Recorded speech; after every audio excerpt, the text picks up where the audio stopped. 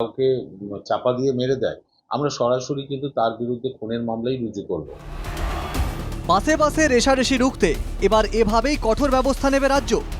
শুধু বাস চালকের বিরুদ্ধে নয়, বাস মালিকের বিরুদ্ধেও খুনের মামলা রুজু করা হবে। বাস মালিক সংগঠনের সঙ্গে বৈঠকের পর কড়া বার্তা পরিবহন মন্ত্রী। কারণ দেখুন, আমরা যদি ড্রাইভার যে রেষারেষি করে বেপরোয়া চালিয়ে সে যদি কাউকে চাপা দিয়ে মেরে দেয়, আমরা সরাসরি কিন্তু তার বিরুদ্ধে খুনের মামলাই রুজু করব। এবার ড্রাইভারকে ঠিক করতে হবে সে কোন পথে হাঁটবে।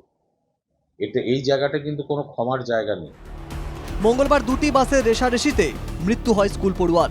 ধুন্ধুমার বেঁধে যায় সল্টলেকে। উদ্বিগ্ন মুখ্যমন্ত্রী দার্জিলিং থেকে পরিবহন মন্ত্রীকে ফোন করেন। দ্রুত বাস মালিকদের সঙ্গে বৈঠক ডাকতে নির্দেশ দেন তিনি। সেই মতো বৃহস্পতিবার সল্টলেকে নগরায়ণ ভবনে উচ্চ পর্যায়ের বৈঠক হয়। উপস্থিত ছিলেন পরিবহন মন্ত্রী, পুর ও নগর উন্নয়ন মন্ত্রী, রাজ্য পুলিশের ডিজি সহ বাস মালিক সংগঠনের সদস্যরা।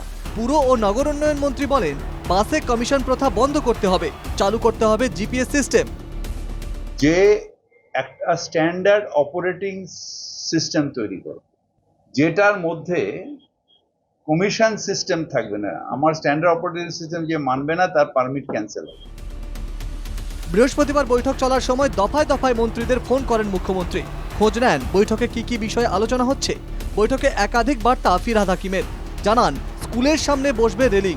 একই এলাকায় একাধিক স্কুলের ছুটির টাইমিং আলাদা করতে হবে বলে জানান ফিরহাদ হাকিম। সেই জায়গায় 2-3টে স্কুল থাকলে তাদের ছাড়ানোর টাইমটা আলাদা আলাদা হবে। একসাথে 5টা স্কুল আছে, আমি লরেটো ছেড়ে দিলাম, লামার্স ছেড়ে দিলাম, সব একসাথে ছেড়ে দিলাম, আর রাস্তার মধ্যে পুরো অরাজকতা হলো, হবে না। আপনাকে কলকাতায় আমার এখানে স্কুল চালাতে গেলে স্কুলের টাইমিংগুলোকে সবাই মিলে ওই অঞ্চলটায় বসে, ওই ওয়ার্ডে অঞ্চলে বসে আমার একটা টাইম 1 ঘন্টা ছাড়া ছাড়া করুন। রাজ্য যখন কড়া ব্যবস্থার কথা বলছেন, তখন বাস সংগঠনের দাবি আগে পরিকাঠামো তৈরি করতে হবে। অধিকাংশ জায়গায় ফুটপাত দিয়ে মানুষ হাঁটতে পারে না, রাস্তা দিয়ে হাঁটতে হয়। নেতাদের অনুরোধে যত্রতত্র রুট দেওয়া বন্ধ করতে হবে। দাবি তুললেন জয়েন্ট কাউন্সিল অফ বাস সিন্ডিকেটের সাধারণ সম্পাদক তপন ব্যানার্জি। আনহেলদি কম্পিটিশন তুমি বন্ধ করতে পারছো না। একটা লিডার, যে কোনো রাজনৈতিক দল লিডার বলছে, আরে আমার এখান থেকে রুট তৈরি করে দাও, কালকে নতুন রুট উত্থাপন হয়ে গেল। দেখতে হবে সেই কেন্দ্রে সেই যে গাড়িটা যাচ্ছে, যে সেই প্যারালালে আর কতগুলো রুট আছে। সরকারের তরফে কমিশন প্রথা বন্ধের কথা বললেও এখনই তা মানতে নারাজ বাস মালিক সংগঠনগুলি। তাদের দাবি, কমিশন প্রথা তুলে দিলেই দুর্ঘটনা কমবে না।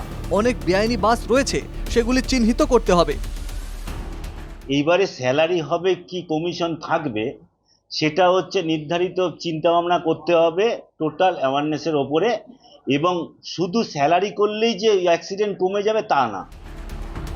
বৈঠকের পর বৈঠক হচ্ছে, প্রশ্ন একটাই, কবে শহরের রাস্তা নিরাপদ হবে? সল্টলেক থেকে বিধান নস্করের রিপোর্ট, এনকেটিভি বাংলা।